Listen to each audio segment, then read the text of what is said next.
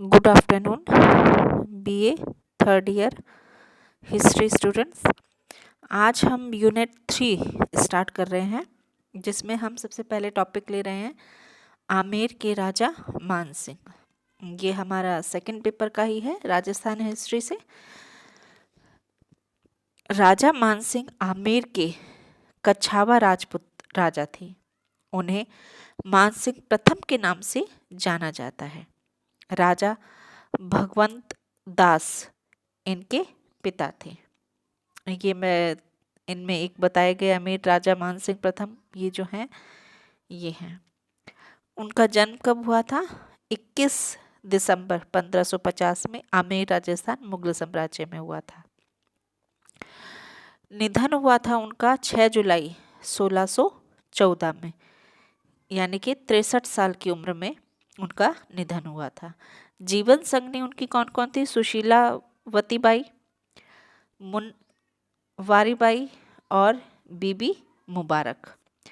उनके संतान कौन कौन थे? संतान उनकी देखिए ये है राजा भाऊ सिंह, कुंवर जगत सिंह, कुंवर दुर्जन सिंह, कुंवर हिम्मत सिंह, भोगदा सिंह, राज कंवरी, मैनाबाई सा, मनोरमा बाई। ये उनकी संतानें, पुत्र और पुत्री। पिता उनके थे भगवाना दास, माता का नाम था रानी भगवती बाई, धर्म उनका था हिंदू। ठीक है, तो ये क्या है, आज हम आमेर के जो राजा थे राजा मान सिंह, उनका हम जीवन परिचय के बारे में कर रहे हैं। वह अकबर की सेना के प्रधान सेनापति थे।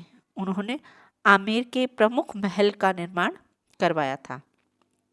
महान इतिहासकार कर्नल जेम्स टोड ने लिखा है, भगवान दास के उत्तराधिकारी मान सिंह को अकबर के दरबार में श्रेष्ठ स्थान था। मान सिंह ने उड़ीसा और असम को जीतकर उनको बादशाह अकबर के अधीन बना दिया। राजा मान सिंह के से भयभीत होकर काबुल को भी अकबर की अधीनता स्वीकार करनी पड़ी थी। अपने इन कार्यों के फलस्वरूप मान सिंह बंगाल, बिहार, दक्षिण और काबुल का शासक नियुक्त हुआ था। मान सिंह जी के कारण ही आज जगन्नाथपुरी का मंदिर है वो मस्जिद नहीं बना। उड़ीसा के पठान सुल्तान ने जगन्नाथपुरी के मंदिर को ध्वस्त करके मस्जिद बनाने का प्रयास किया था। जब इसकी सूचना राजा मान सिंह को मिली तब उन्होंने वहां स्पेशल कमांडो उड़ीसा भेजे, लेकिन विशाल सेना के कारण सभी वीरगति को प्राप्त हुए। उनके बाद राजा मान सिंह खुद उड़ीसा गए और पठानों और उनके सहयोगी हिंदू राजाओं को कुचलकर रख दिया। इसके बाद पठान वर्तमान बंगाल की ओर भाग गए। जगन्नाथ मंदिर की रक्षा हिंदू इतिहास का सबसे स्वर्णिम इतिहास है।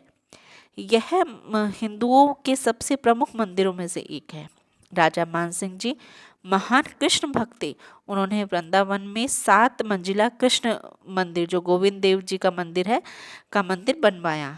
बनारस के घाट, पटना के घाट और हरिद्वार घाटों का निर्माण आमेर नरेश मान सिंह जी ने ही करवाया था। जितने मंदिर मध्य काल के पूर्व धर्मंदा जो मुसलमान ने तोड़े थे, वह सारे मंदिर मान सिंह जी ने बनवा दिए थे। लेकिन औरंगजेब के समय मुगलों का अत्याचार बढ़ गया था और हिंदू मंदिरों का भारी नुकसान हो गया। जब अकबर ने सेनापति मान सिंह शोलापुर महाराष्ट्र विजय कर लौट रहे थे तो मान सिंह ने प्रताप से मिलने का विचार किया। प्रताप उस समय कुंभलगढ़ में थे। अपनी राज्य सीमा मेवाड़ के भीतर से गुजरने पर महाराणा प्रताप को उसके स्वागत का प्रबंध उदयपुर के उदय सागर की पाल पर करना पड़ा। स्वागत सत्कार एवं परस्पर बातचीत के बाद भोजन का समय भी आया। महाराजा मान सिंह भोजन के लिए आए, किंतु महाराणा को ना देखकर आश्चर्य में पड़ गए।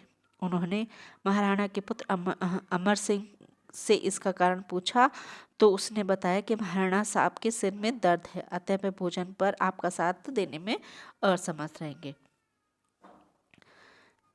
कुछ इतिहासकारों के अनुसार यही घटना हल्दी घाटी के युद्ध का भी कारण बनी।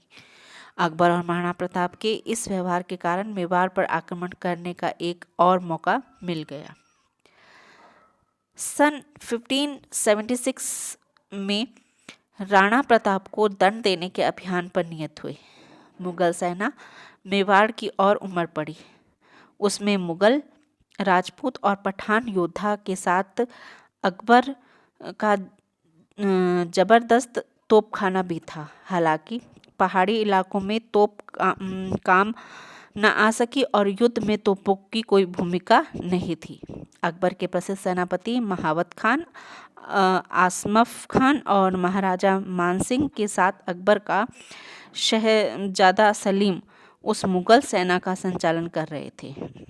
उनकी संख्या 5000 से 10,000 के बीच में थी।